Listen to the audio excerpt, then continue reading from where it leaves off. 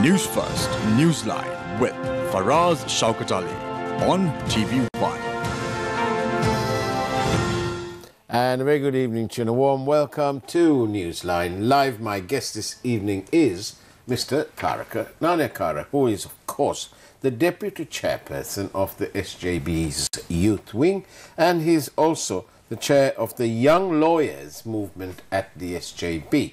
So, splendid welcome to you. Thank you very much for coming. Thank you very much for having me, Faraz. And I could have sworn I was expecting your dad, actually. But I think young Naveksha's got it all wrong.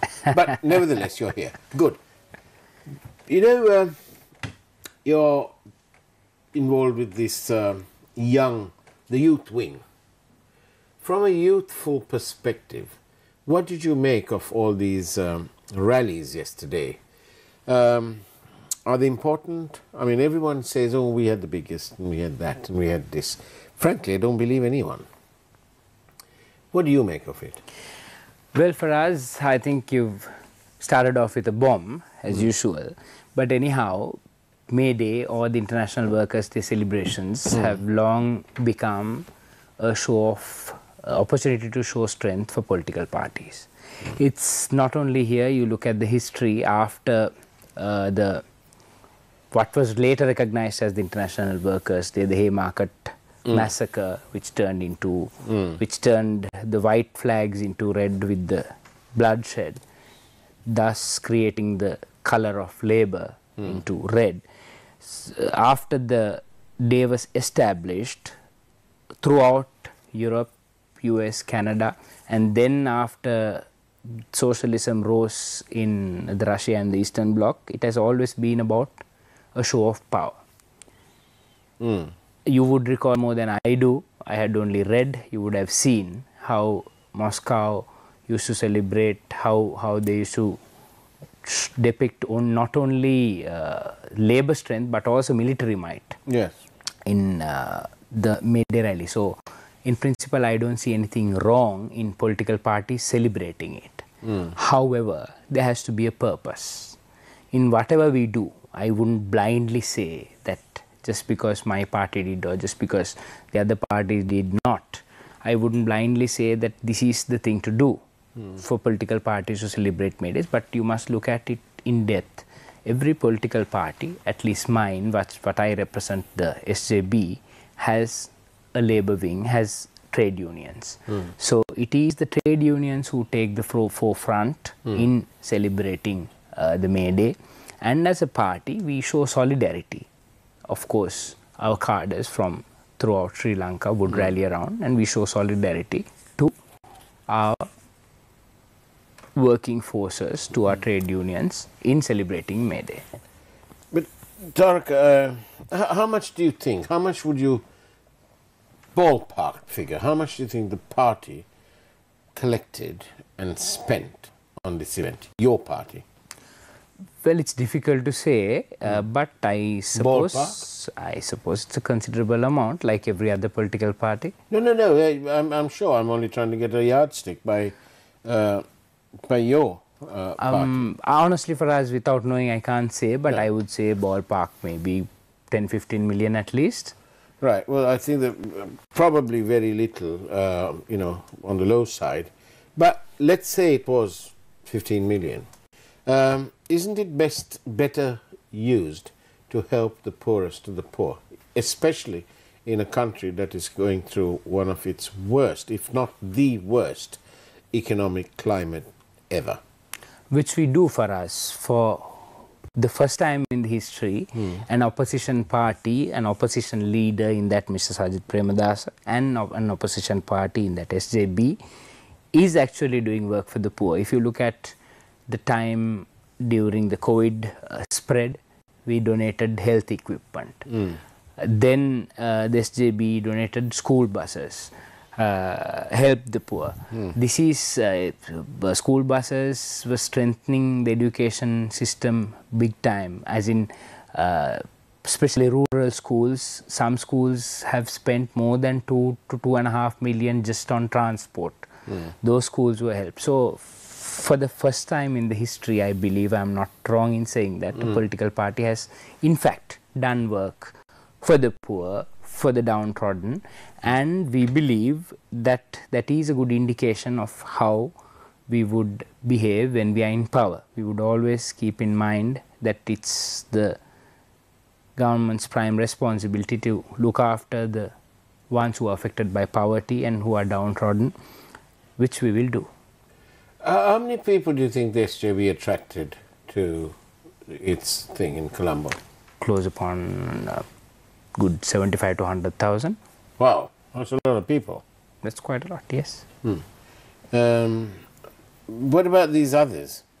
I saw this place that by Hyde Park, where Mr. Weerawansa was. Right. I didn't notice that. No, you wouldn't have. You've been in your place. But I can tell you because I came through to the studio Right. Using that route and thinking that it might be very crowded. I was not surprised to see that the crowd that was there would easily be overtaken and must have been overtaken by the Joe Pete big match. So, you know, it all swings and roundabouts. And another member of the SLFP assured me a couple of hours ago that they had in Kandy around 12,000 people. Right. So, isn't this just an excuse, really, to give the troops a all paid for day picnic? Well, yes and no for us. When you say all paid for day picnic, I can't agree. Food, But transport, if you're coming for a bottle party, of arak. I doubt it. I doubt that SJB provides a bottle of arak. But Not a bottle, maybe a quarter. If you bring people to Colombo, it's What, you must give them? You must give them transport and food. Of course, Obvious. I wouldn't know. I would think it's only fair if you're bringing party cards, but that is not borne by the party, that is borne by the respective organizers. I was an organizer for this SJB. But where do you the bring the UNP. money from, though? That is our personal funding. We raise money. I'm a lawyer, I'm a professional. Yeah. So I used to spend a good amount of my earnings on my electorate. And well-wishers. Depends. I personally did not solicit support of well-wishers. Right. When it Is that a bit dangerous doing limited time I was doing politics. It depends for us. It depends on whom. Now, political donations is a very controversial issue which must be regulated. Yes, we must have a separate discussion about that. Correct. But having said that, political donations happen right throughout the globe. Yes. In all developed democracies, there is. So long There's as there usually are also robust rules in place. exactly, which has to be done here. We have brought in certain good legislation to limit campaign spending and all. As you said, I agree wholeheartedly with you. You need very good, solid, robust legislation to control that. Agreed. All right. Thank you very much for your questions. 0772 300 305. We are in conversation with Tharaka Nanayakkara from the SJB, the youth wing as well. Tharaka, there are several messages here. Shall we just take one of these here? Let's have a look. Do the political parties pay the people to attend their rally?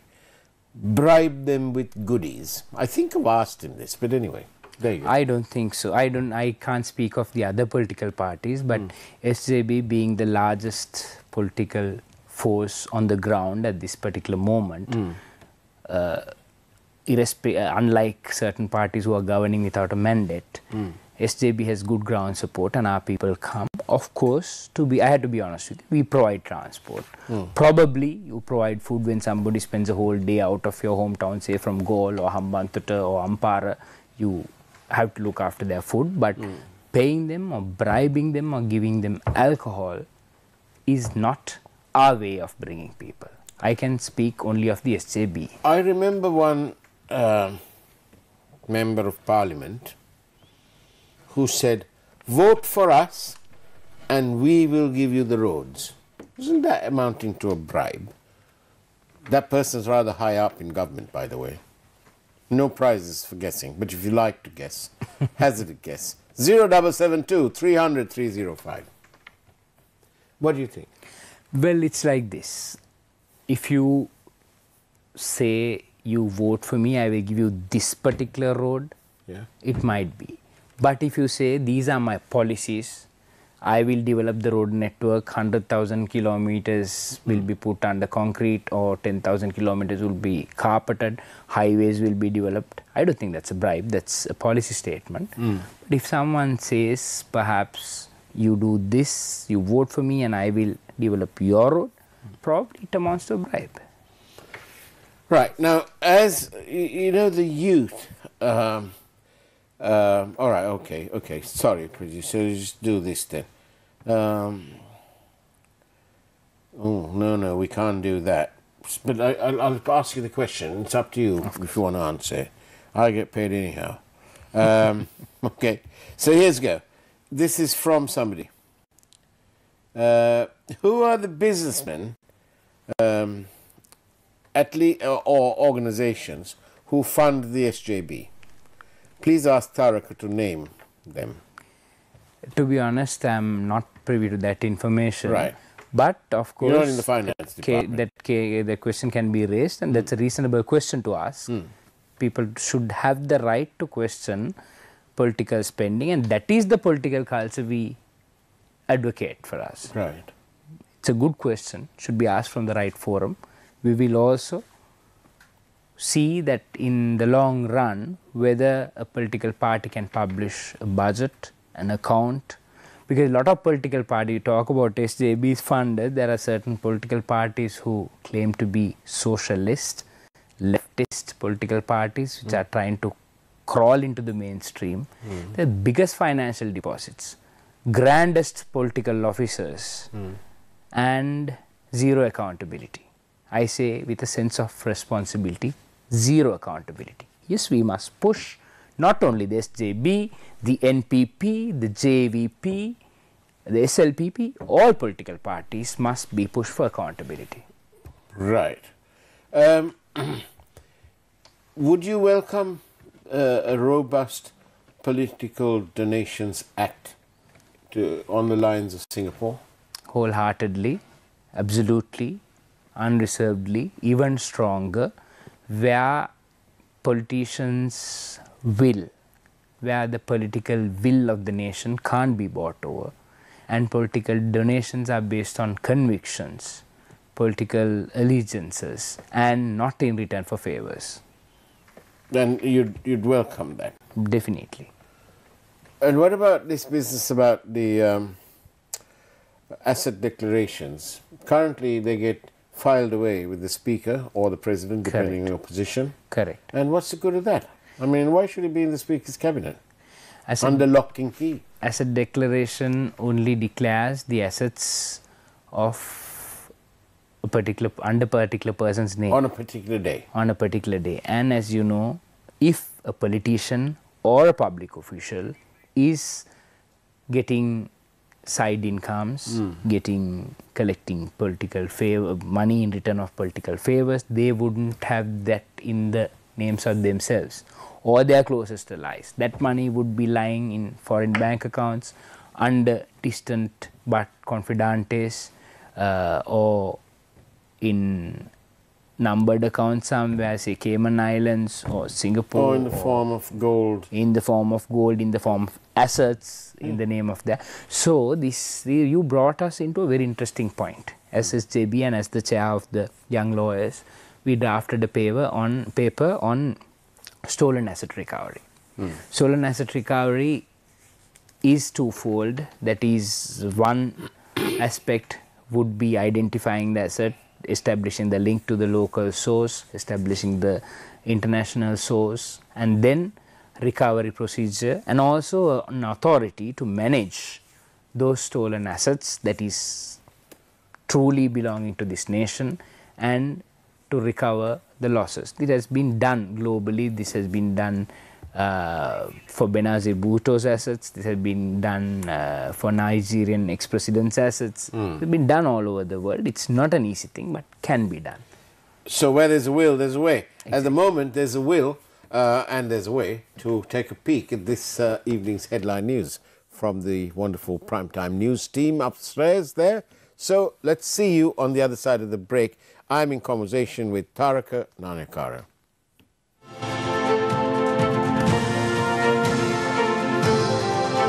Newsfirst Newsline with Faraz Shaukat Ali on TV1.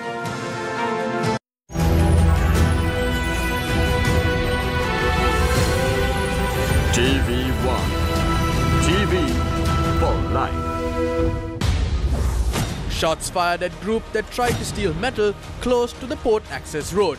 9 people injured. Environmentalists call for bribery investigation, alleging that Sri Lanka's renewable energy sector was sold to 2 Indian firms. PUCSL chief reveals of a plan to divide and sell the CEB and to abolish the PUCSL via a new act. Heavy rains to continue. Landslide early warnings for 3 districts remain in effect.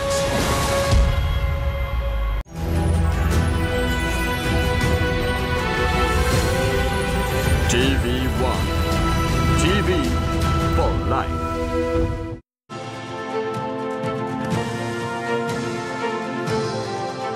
Newsfirst Newsline with Faraz Shaukat Ali on TV1. And welcome back to Newsline Live. I'm in conversation with Tharaka Nanayakkara, the Deputy Head of the SJB Youth Wing and the Chair of the Young Lawyers Movement at the SJB. Now, Tharaka, I've noticed in my time here and before that anything in the environment, about the environment, causes a lot of attention from the youth of our country. In that context, I'm asking you, what is the youth reaction to the Express Pearl disaster? It is an unfortunate incident which ideally should not have happened, and however much monetary compensation we get will not compensate the environment per se. I'm not saying monetary compensation is not necessary, it is necessary. We should recover as much money as possible from the vessel and the owners of the vessel, Express Pearl, MV Express Pearl. But the point is, the damage is so severe that it will take years and years for it to recover to the natural environment, to the marine environment. But however, we have to pursue the financial claims of the government against the vessel and the vessel owners and their protection and indemnity society who is defending them, to at least make an example of this. And of course, a few $1 billion wouldn't hurt our economy right now. No. But that shouldn't be the basis. Shouldn't be the basis, exactly. That shouldn't be the basis, which is why I said no amount of money, in my humble opinion, is going to recover the damage done to the environment. But however, we must, as we should, proceed with this claim once and for all in a suitable forum. Right, but what's the evidence? What do you believe is the evidence of environmental damage, of lasting environmental damage? It will be, for us, generally in a matter like this, it will be mostly expert evidence. Yeah. And in this case, in a situation like this, expert environmentalists who have studied the issue, who have been in situ, who have local, international parties who have, because this is a disaster having so many international ramifications, which was the subject of so many studies, so many assessments by independent bodies, government commission bodies, independent environmental organizations. So I believe there's sufficient evidence gathered about any negligence on the part of the vessel, and the loss is not too remote and can be connected to the conduct of the vessel. And once I hear you say that, I also have been told by people on this program that the committee that was set up to look, they haven't even been able to get to the wreck because they've been blocked by, apparently, those who own it. Apparently. Say, what I have heard is that what we have heard through the media is that the wreck was removed from the territorial waters, so that, as you said, certain specialists could not embark on a proper study.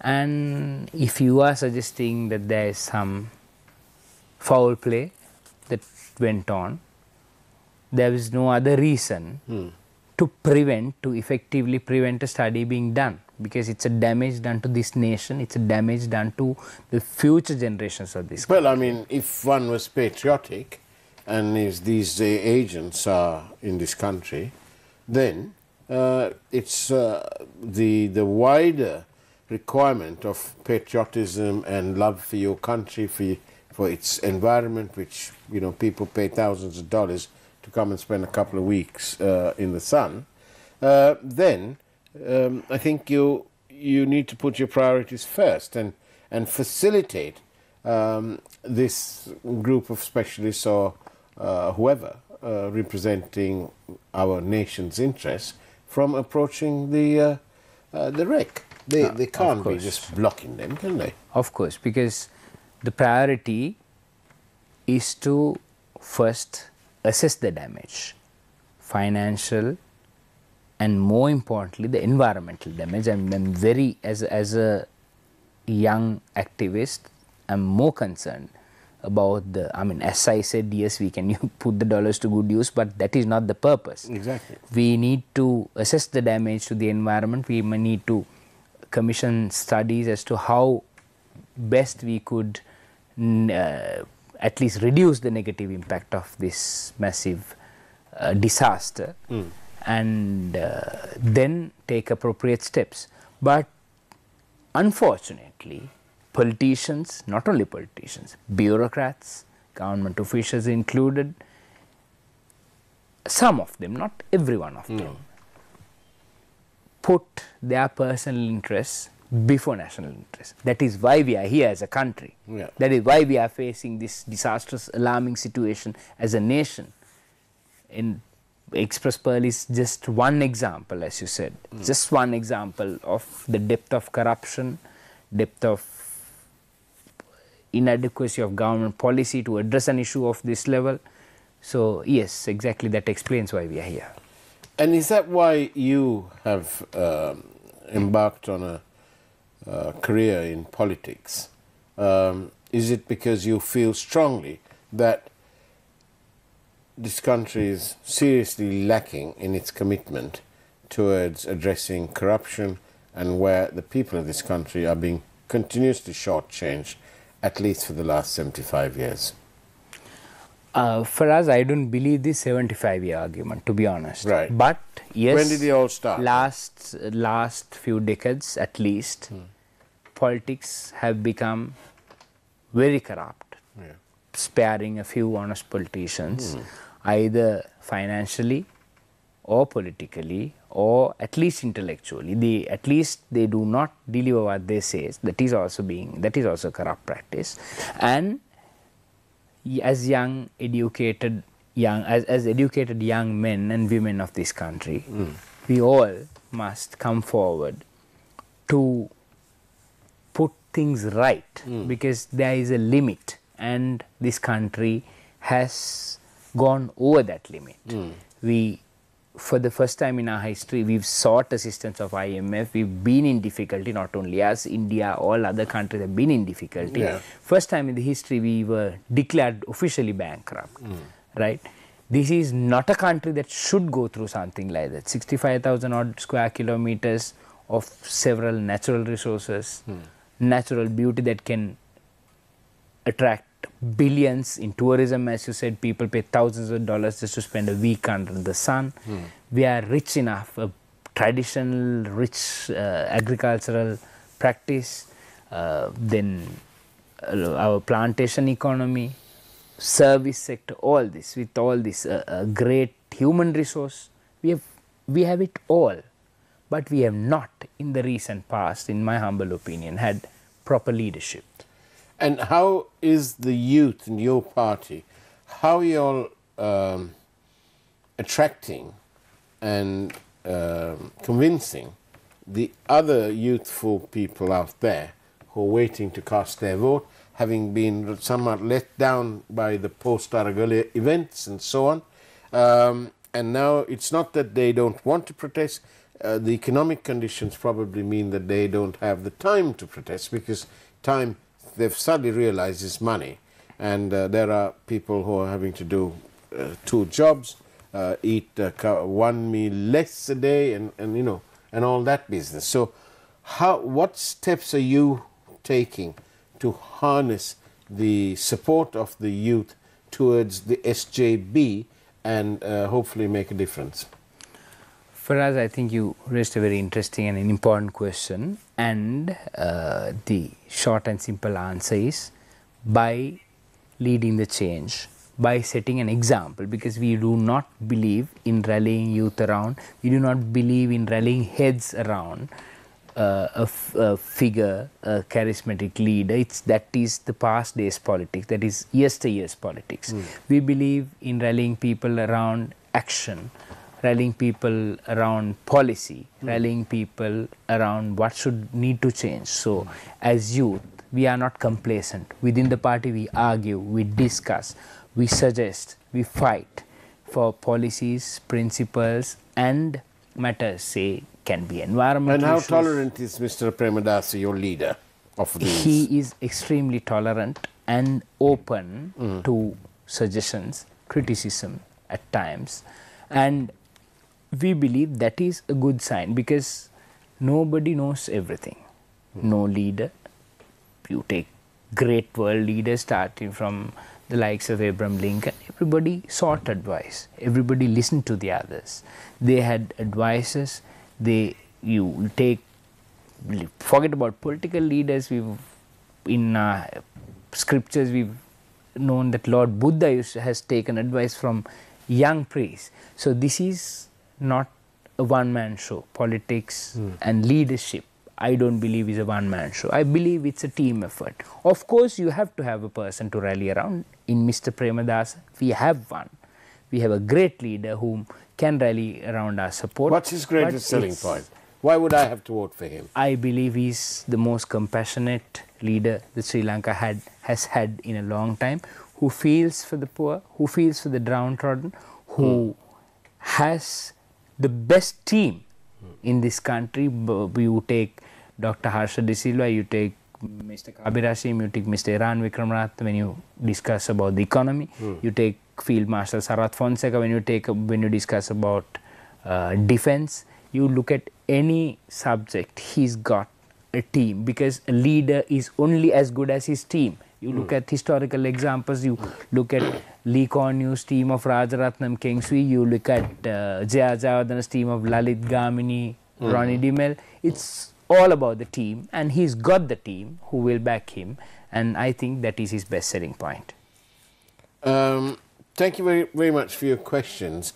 By the way, if you have any questions in connection with dollar earning strategies and so on, do send them to us by SMS 0772 300 305, because in a day or two we're having a very important duo on our program, and it'll be all about the economy.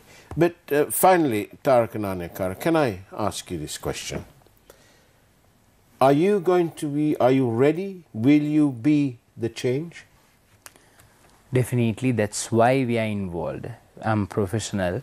It's not big. We are not involved in politics because we have nothing better to do. We are here to make a change, lead the change, and be the change ourselves. That is our way forward. Tharaka Nanayakkara, thank you very much for being on Newsline Live. Thank you. Thank you. And that is the way it was on Newsline Live today. Take care. Have a great evening, as much as you can, of course. And as always, God bless you all.